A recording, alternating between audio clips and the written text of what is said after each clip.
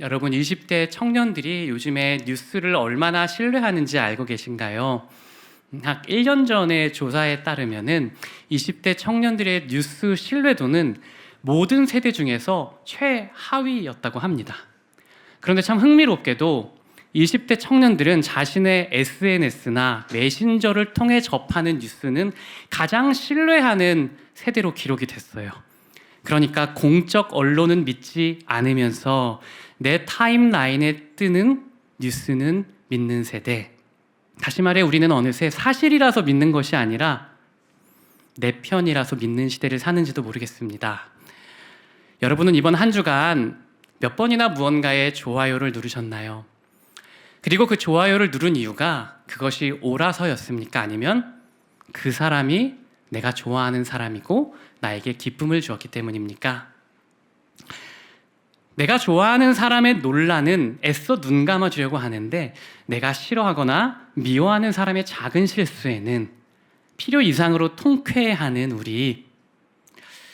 어느 순간부터 우리는 무엇이 정의로운가 보다는 누가 내 편인가를 더 많이 생각하는지 모르겠습니다.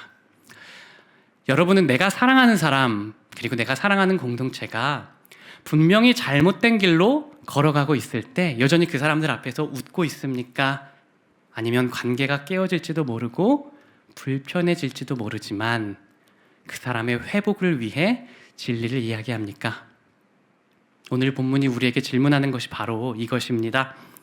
사랑한다는 이유로 침묵해야 할 때가 있듯이 사랑하기 때문에 권면해야 할 때도 있죠. 여러분은 정말 침묵해야 할 때 침묵하는 사랑을 하고 계시며 정말 권면해야 할 때는 권면하는 사랑을 실천하고 계십니까? 오늘은 우리가 행하고 있는 공감과 사랑이 왜곡되거나 치우친 부분은 없는지를 오늘 본문 말씀을 통해 점검하며 주님의 사랑을 회복하는 마음 되시기를 주님의 이름으로 축복합니다. 우리 첫째로 살펴볼 사랑의 속성을 같이 읽어봅시다. 사랑은 나를 반대하는 자의 무너짐을 나의 기쁨으로 삼지 않습니다.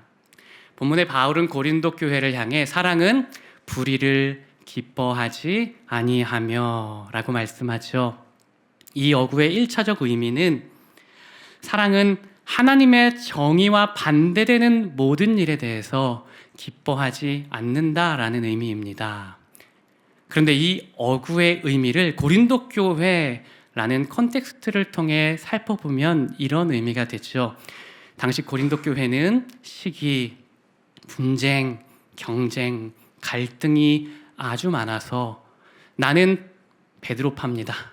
아니에요, 바울이 더 훌륭합니다. 난 아볼로 팝니다. 난 예수 팝니다. 라고 파당이 나눠져서 싸우고 있었죠. 특별히 고린도전서 6장을 주목해야 합니다. 6장에 보면 성도들 간에 서로를 세상 법정에 고소하고 서로의 죄를 밝히고 조사하는 데 혈안이 돼서 누군가가 죄로 인해 상대방이 추락했을 때 기뻐하고 승리를 자축하는 분위기 속에서 바울은 사랑은 불의를 기뻐하지 않는다 라며 뼈아픈 지적을 한 거예요. 즉 자신의 반대편에 있던 사람들이 죄로 인해 넘어지는 것을 은근히 즐기던 공동체를 향해 사랑은 나를 반대하는 자의 무너짐을 기뻐하지 않는다라고 말씀한 것입니다. 사랑하는 여러분, 여러분을 힘들게 하는 사람이 요즘 누구였나요? 아무리 힘들게 하는 그 원수라도 그가 자기 죄로 추락했을 때 조금이라도 기뻐하는 것은 하나님의 마음이 아닙니다. 참된 사랑은 누군가의 불의와 넘어짐으로 인해 기뻐하는 태도와 반대편에 있고 이웃의 영혼이 파괴되는 자리에서 그것이 원수라 할지라도 결코 웃지 않습니다. 그러므로 오늘 우리의 사랑을 정직하게 돌아봅시다. 여러분은 뉴스를 보거나 온라인 커뮤니티를 서핑할 때 누군가의 폭망 스토리 또는 도덕적 추락을 보며 은근한 카타르시스를 느낀 적은 한 번도 없으시나요?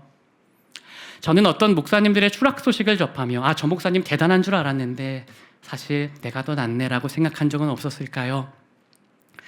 여러분들을 괴롭히는 그 직장 상사가 한순간에 추락하는 것을 상상하거나 내심 그 일이 일어났을 때 기뻐했던 적은 없으신가요?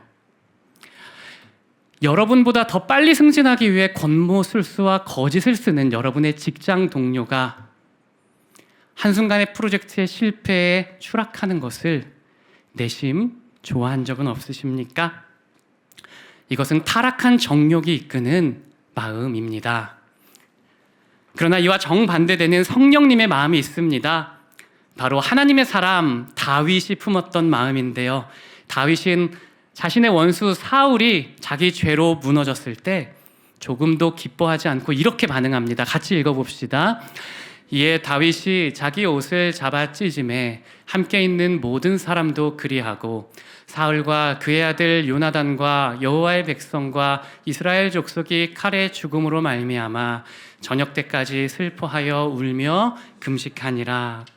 사울이 죽었다는 소식을 들은 다윗의 반응은 기쁨이 전혀 없고요, 슬픔이었습니다. 사실은 자신을 죽이려던 원수가 죽었으니 기뻐해야죠. 그리고 이제 사울의 죽음으로 내가 왕이 될 것이, 그의 추락으로 내가 높아지는 것이 확정되었으니 좋아하는 게 마땅한데 기뻐했다는 단서가 조금도 없고요, 슬퍼하되 저녁 때까지 금식하며 울고, 후반부에 보면 사무엘하 1장 후반부에 애가를 불렀는데요, 그 애가에 진심 어린 사랑이 묻어 있습니다.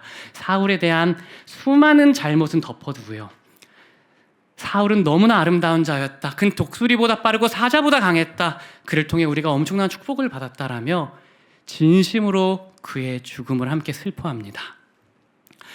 왜 다윗은 자신의 생명을 노리는 그 사울의 무너짐을 기뻐하지 않았을까요? 그 이유는 분명하죠. 다윗이 바로 하나님의 마음을 품었기 때문입니다. 우리 에스겔서에 기록된 하나님의 마음을 같이 한번 읽어봅시다. 주 여호와의 말씀이니라. 내가 어찌 악인이 죽는 것을 조금인들 기뻐하랴.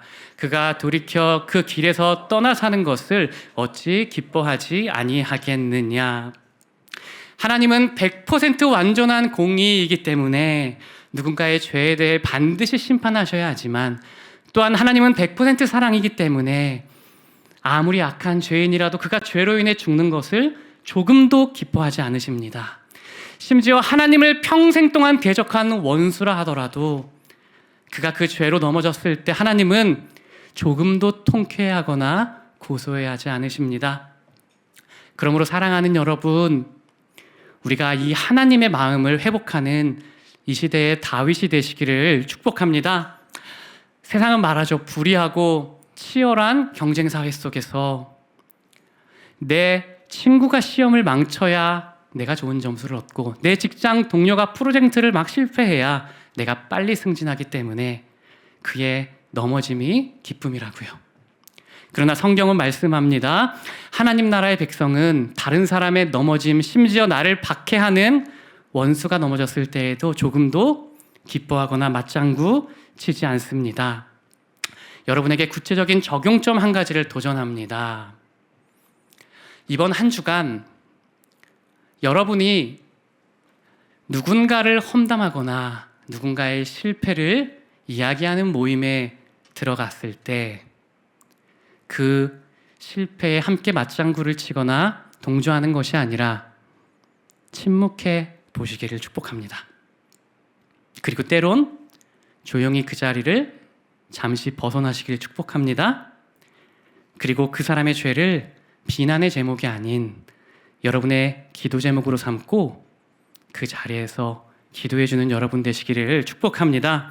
그렇게 사랑은 무너진 그 사람의 이야기를 들을 때 기뻐하지 않고 함께 아파하며 기도해주는 것인데, 이 하나님의 마음이 여러분의 마음에 부어지는 오늘 되시기를 주님의 이름으로 축복합니다. 우리 두 번째로 사랑의 속성 같이 살펴봅시다. 시작. 사랑은 내 사람이라서 감싸는 의리가 아니라 그의 진정한 회복을 기뻐하는 것입니다. 사랑은 불의를 기뻐하지 아니하며 뒤에 이어서 사랑은 진리와 함께 기뻐하며 라고 말씀하죠. 앞서 말씀드린 대로 고린도 교회는 편가르기가 아주 심했습니다. 그 결과 나와 반대편에 있는 사람들의 죄는 확대 해석하고 내 사람 그리고 내 편인 사람들의 죄는 축소 해석했습니다. 그래서 고린도전서 5장 2절에서 근친상간이라는 끔찍한 죄를 범한 성도를 향한 고린도 교회의 태도를 이렇게 지적하는데 같이 한번 읽어봅시다. 그리하고도 너희가 오히려 교만하여져서 어찌하여 통한이 여기지 아니하고 그 일 행한 자를 너희 중에서 쫓아내지 아니하였느냐. 성도들 안에 근친상간의 죄가 있었고 그 죄가 공개적으로 드러났다면 우리는 슬퍼하거나 지적해 줄 수 있어야죠. 기도해 주거나요. 그러나 그들은 조금도 지적하지 않았고 심지어 슬퍼하지도 않으면서 오히려 마음이 교만해졌다라고 말합니다. 그들은 사랑은 무조건적으로 덮어주는 것이라 여기며 우리는 이렇게 큰 범죄를 저지른 사람들까지 포용해주는 따뜻한 공동체, 따뜻한 사랑을 하고 있다라는 마음으로 교만해진 이들에게 바울은 그것은 사랑이 아니다라고 말씀했던 것입니다. 1번 대지에서 살펴본 대로 그들은 자신의 반대편에 있는 사람들에게는 너무나 날카롭지만 내 편, 내 사람들을 향해선 무조건적으로 덮어주었는데 이것은 사랑이 아니라 자기 중심성의 연장선이었던 것입니다. 그들은 자신들의 용서가 진짜 용서라고 생각했지만 그것은 가짜 용서요 회피였고 그들은 자신의 사랑이 참 사랑이라 여겼지만 그 사랑은 거짓 사랑이요 자기 중심성의 다른 이름이었죠. 그런데 이러한 왜곡된 태도가 고린도 교회만의 이야기일까요? 우린 또 나를 미워하고 박해하는 사람들이 넘어졌을 때 그 죄를 확대 해석하며 기뻐하지만 정말 내가 아끼고 사랑하는 사람이 넘어졌을 땐 이렇게 생각하지 않습니까? 이 사람이 실수한 거니까 그래도 괜찮아. 다 죄인이잖아. 넘어질 수 있어. 관계가 불편해질 수 있고 또 나는 저 사람 편이 되어줘야지 라는 이름으로 내 사람에겐 무조건적인 관용을 베푼 적은 없으시나요? 지난 시간에 사랑은 악한 것을 생각하지 않는다 라고 다른 사람의 악행을 하나하나 헤아리며 괘씸히 여기는 것은 사랑이 아니라는 것을 살펴봤지만 이것은 죄에 대한 무조건적인 허용이 아니라 하나님과 같이 완전한 용서를 향해 나아갈 때 때로는 아무런 죄가 없는 사람인 것처럼 그 사람을 사랑하는 마음의 상태를 말했습니다. 무조건적인 허용은 사랑이 아니라 그 사람을 죄 가운데 방치하는 행위인 것입니다. 그러므로 진리와 함께 기뻐하는 사랑이란 이런 의미입니다. 죄를 감추는 것이 사랑이 아니라 죄에서 돌이키도록 돕는 것이 사랑입니다.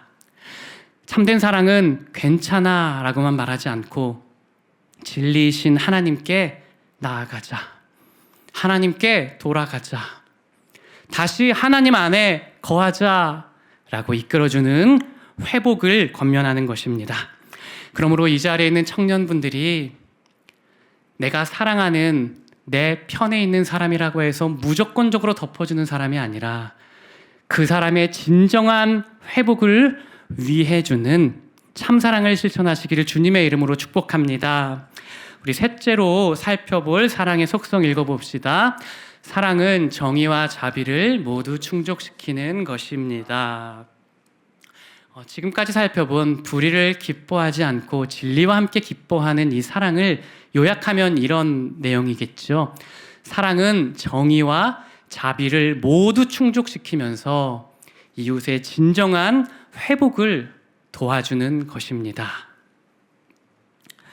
그런데요, 솔직하게 우리가 정의와 자비를 온전하게 충족시키는 사랑을 할 수 있을까요? 우리는 둘 중 하나로 치우칩니다. 때론 사랑이란 슬로건으로 침묵하고 때론 진리란 이유로 상처를 주면서도 자신을 합리화할 때가 있습니다. 정직하게 자신을 돌아봅시다. 여러분은 주로 사랑 없이 진실을 말하는 편입니까? 아니면 사랑이라는 이유로 무조건 다 덮어주려는 편입니까? 오늘 본문은 둘 다 참사랑이 아니라고 말씀하죠.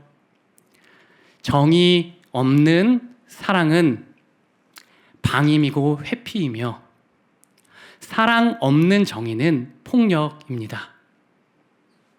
정직하게 우리의 사랑을 보면 불의를 기뻐하지 않으면서 진리와 함께 기뻐하는 그런 사랑은 우리에게 없습니다. 이것이 바로 참사랑으로 들어가는 출입구입니다. 참사랑은 내 안에 없음을 아는 것이죠. 1994년 르완다에서 100일 만에 80만 명이 넘는 대학살이 벌어진 뒤 남겨진 사람들은 사랑이 더 중요한가, 자비가 더 중요한가 라는 질문 앞에 정확히 맞춰섰어요. 정의라는 이름으로 가해자를 다 처벌하고자 하니 사법체계와 감옥이 감당할 수 없었고, 그러나 사랑이란 이름으로 모두를 다 용서하고 덮자고 하니 죽은 자들의 억울함과 살아남은 가족들의 억울함이 남아 있었습니다. 그래서 르완다는 가차차라는 공동체 재판을 부활시켰는데요. 이 가차차 공동재판은 피해자와 가해자와 사람들을 잔디밭에 모두 세워놓고 가해자가 진심으로 자신의 죄를 자백했을 때 그 사람의 형량을 줄여주거나 사회로의 복귀를 허용해주는 제도였습니다. 2002년부터 2012년까지 약 196만 건의 사건이 바로 가차차 법정에서 다루어졌습니다. 진실을 감추지 않으면서도 사람을 완전히 버리지도 않으려 했던 인류가 만들어낸 가장 진지한 시도 중 하나였죠. 그러나 이 가차차조차 완전하지 못했습니다. 판결은 종종 일관성이 없었고 가해자의 자백이 진심인지 아니면 형량을 줄이기 위한 연기인지 알 수 없었고, 또한 이미 죽은 자들은 돌아올 수 없었습니다. 그렇게 사람이 최선으로 행한 정의와 자비에는 다 금이가 있습니다. 그러나 오직 하나님께서 우리를 통해 보여주신 완전한 정의와 공의가 바로 십자가에서 나타났습니다. 우리 로마서 말씀 같이 한번 선포하며 읽어봅시다. 이 예수를 하나님이 그의 피로써 믿음으로 말미암는 화목제물로 세우셨으니 이는 하나님께서 길이 참으시는 중에 전에 지은 죄를 관가하심으로써 자기의 의로우심을 나타내려 하심이니 곧 이때에 자기의 의로우심을 나타내사 자기도 의로우시며 또한 예수 믿는 자를 의롭다 하려 하심이라. 아멘. 이 말씀 안에 온전한 공의와 자비가 나타나고 있습니다. 하나님은 죄를 범한 우리를 그냥 용서할 수 없어서 공의대로 우리의 모든 죄악을 예수님께 하나도 남김없이 쏟아부으셔서 그분이 모든 죄의 형벌을 대신 당하셨고, 또한 그를 통해 죄인을 용서하심으로 자비 또한 만족시켰던 것입니다. 그러므로 시편 85편 10절은 이렇게 증거합니다. 인자와 진리가 같이 만나고, 사랑과 진리가 바로 십자가에서 같이 만나 입을 맞췄던 것입니다. 조금의 죄도 눈감아주지 않는 온전하게 의로운 재판장이면서도 아주 흉악한 죄인이라도 풍성한 은혜로 받아주는 그 십자가의 사랑과 정의를 증거한 것이죠. 사랑하는 여러분, 우리는 최선을 다해 사랑하더라도 자비와 정의 중 하나로 치우치며 우리 힘으로는 이 두 가지를 온전히 완성할 수 없는 사람입니다. 그러나 복음의 좋은 소식이 이것입니다. 우리가 이 사랑을 완성해야 하는 것이 아니라 이미 완성하신 분이 계십니다. 오늘 설교 제목은 사랑은 어디에서 웃는가 였죠. 이제 우린 답할 수 있습니다. 사랑은 바로 십자가에서 웃습니다. 십자가에서 하나님은 불의로 인해 조금도 웃지 않으셨죠. 오히려 우셨고 자기의 아들을 십자가에 온전히 죽게 하셨습니다. 그러나 그 십자가를 통해 이제 우리의 회복이 시작되었을 때 하나님은 기뻐하셨습니다. 그래서 구원의 다른 이름은 회복이죠. 예수 믿는 여러분은 죄인에서 의인으로 회복된 사람입니다. 여러분의 수많은 그 죄를 온전하게 용서받은 사람입니다. 용서받았을 뿐만 아니라 여러분은 죄에서 점점 멀어지고 있는 사람입니다. 믿으십니까? 예수 믿는 여러분 안에 성령님이 거하셔서 여러분은 이제 죄의 지배만 받는 사람이 아니라 하나님과 동행하는 새 사람으로 창조되었습니다. 다시 태어났기 때문에 이전과 똑같이 죄의 구렁텅이에 빠지지는 않습니다. 또한 예수 믿는 여러분은 고아에서 하나님의 자녀로 회복되었습니다. 이제 혼자가 아니라 주님이 늘 동행하시죠. 아버지께서 늘 여러분을 축복하시고 마지막 날에 온전하게 여러분에게 복을 주실 것입니다. 그렇게 마지막 날에 우리의 회복은 결국 천국에서 완성될 것입니다. 여러분은 예수님처럼 영광스러운 사람들입니다. 예수님처럼 아름답게 빛날 사람입니다. 여러분은 예수님처럼 된다고 성경이 약속하고 있기 때문이죠. 죄가 전혀 없는 사람이 될 것입니다. 죄를 지을 수도 없는 사람이 되고요. 항상 성령이 충만한 사람이 될 것입니다. 항상 사랑이 충만하며 반짝반짝 빛나는 보석 같은 아름다운 사람으로 여러분은 회복이 완성될 것입니다. 그러므로 고린도전서 13장은 이렇게 살아라 라는 윤리 교과서가 아니라 그렇게 사랑할 수 없는 우리를 참사랑인 예수님께 인도하는 것입니다. 고린도전서 13장의 모든 사랑은 바로 예수 그리스도의 사랑이 얼마나 아름다운지를 우리에게 보여주며 우리를 그리스도께 인도합니다. 말씀을 맺으려고 합니다. 여러분, 진리와 함께 기뻐하는 사랑은 진리이신 예수 그리스도의 사랑을 기뻐하는 것입니다. 예수님이 여러분을 얼마나 사랑하시는지 즐거워하는 여러분 되시기를 축복합니다. 십자가를 통해 내 죄를 용서하신 것을 기뻐하며 죄에서 점점 멀어지도록 인도하는 은혜를 찬송하시기를 축복합니다. 여러분의 회복이 완성될 그날을 늘 바라보십시오. 그렇게 오늘 본문은 더 사랑하려고 애써라에서 끝나지 않고 먼저 그 사랑을 믿고 즐거워하라. 이 하나님의 사랑을 기뻐하라. 너희를 기뻐하는 그리스도를 기뻐하고 사랑하라. 여러분이 처음 예수 믿었을 때 하나님이 얼마나 미소 짓고 기뻐하셨는지 그분의 웃음을 기억하라. 그렇게 먼저 우리를 회복해 가시는 하나님의 사랑을 우리가 받았음을 기억하라 말씀합니다. 이 자리에 있는 여러분들이 하나님의 사랑으로 지금까지 회복되었고 오늘도 회복 중입니다. 앞으로도 계속 회복하실 것입니다. 그리고 그 회복이 완성될 것입니다. 이 하나님의 회복의 사랑을 기억하며 이제 여러분도 누군가의 죄를 보았을 때 회피나 정죄가 아니라 그 사람의 회복을 진심으로 위해 주는 참 사랑을 실천하시기를 주님의 이름으로 축복합니다.